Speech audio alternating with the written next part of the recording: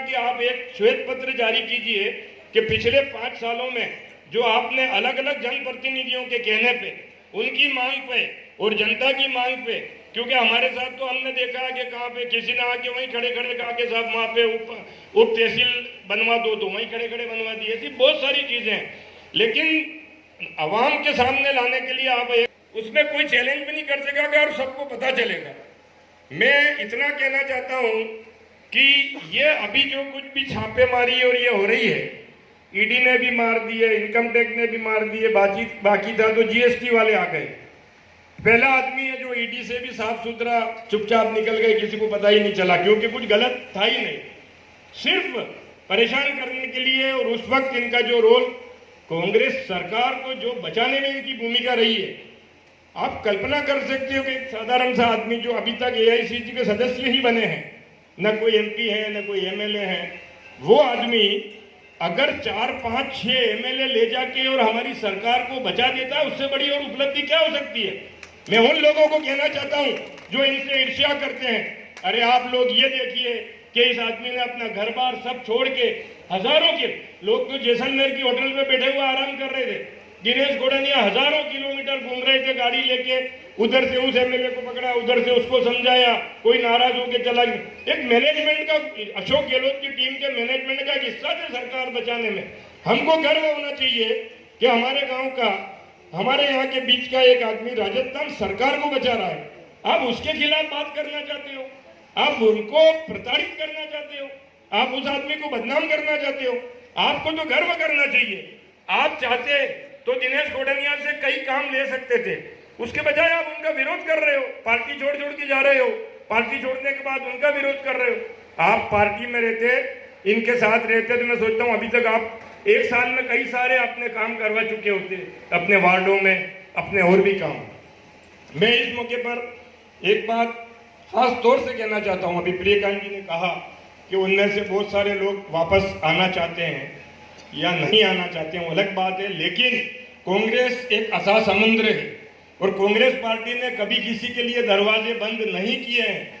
और दिनेश गोड़निया का ये दर्शाने की कोशिश कर रहे हैं कि दिनेश जी खोडड़िया हम तुम्हारे साथ हैं। दिनेश जी एक दिन की खेती नहीं, 4-5 सालों में आपने जो खेती की ना, उसका रिजल्ट है, उसका रिजल्ट है। आपने लोगों के काम किए हैं क्या। अगर मंत्री भी होता ना, मेरे को ज्यादा अनुभव तो नहीं है इनसे, किंतु मैंने देखा है कि मंत्री भी होता ना तो भी इतने काम नहीं होते कि एक एक स्लिप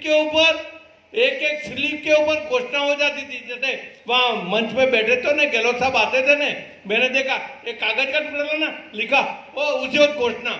ऐसी घोषणा मैंने जीवन में देखी नहीं है, यही उपलब्धि है।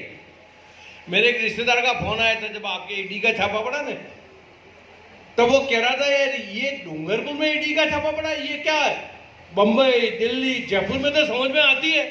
मैंने कहा है आदमी में दम होगा तो ही पड़ा होगा। मैंने कहा ऐसे थोड़ी पड़ता है छापा, क्या हमारे क्या असरार भाई के, तिलांजक जी के पे छापा पड़ता है, कोई चांस ही नहीं, बेचारा आगे क्या करेगा।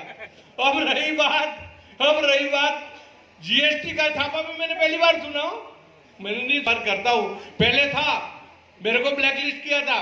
मेरे फादर और मैं कांग्रेसी थे, तो मेरे को कांग्रेसी करके मेरा असेंबली क्वेश्चन किया, असेंबली क्वेश्चन कर मेरे को ब्लैकलिस्ट किया। कोई बात नहीं है, मैं केस लड़ा और मैं जीत गया। तो ऐसा छोटी मोटी परेशानी ये छोटी मोटी आती है, क्योंकि ये दिनेश जी के लफड़ा है।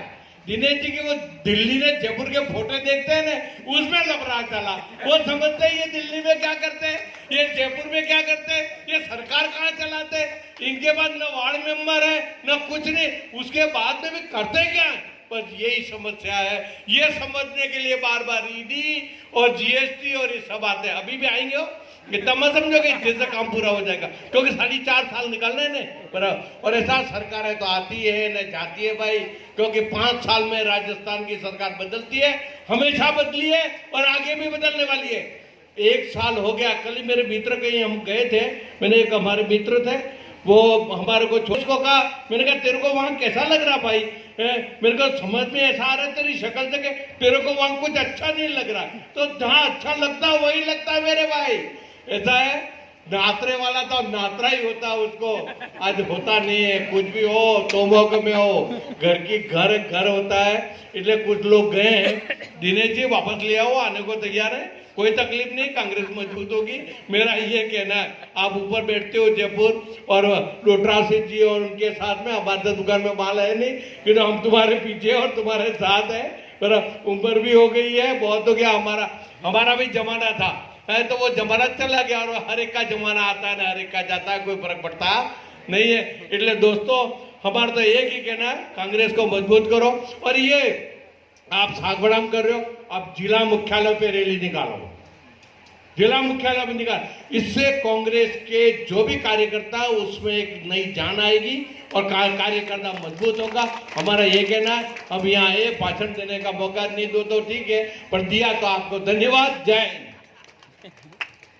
मैं कहना चाहता हूं, आज कुछ समय पूर्व की बात है, जब कांग्रेस की सरकार गिर रही थी, उस समय इस वागड़ क्षेत्र से पूरा प्रतिनिधित्व करके, दिन रात एक करके पूरी कांग्रेस पार्टी को, गहलोत साहब की सरकार को बचाने का अगर किसी ने काम किया तो हमारे खोटड़िया साहब ने किया। आपको गर्व होना चाहिए।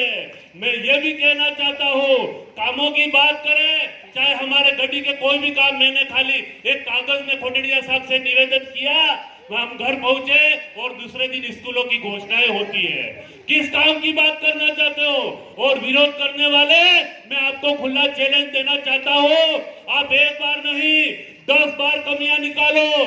खोटड़िया जी साफ छवि के, स्वच्छ छवि के हमारे इस पूरे संभाग के नेता थे, नेता है और नेता रहेंगे। बोलो दिनेश खोटड़िया, खोटड़िया जी संघर्ष करो। और अंत में और मैं एक बात कहना चाहता हूं, अगर आने वाले समय में अगर इस तरह की हरकतें की जाती है तो पूरे गढ़ी क्षेत्र से हजारों की संख्या में लाने की जिम्मेदारी मैं लेता हूं। इसी के साथ मैं अपनी वाणी को विराम देता हूं। धन्यवाद। जय हिंद, जय भारत, जय कांग्रेस।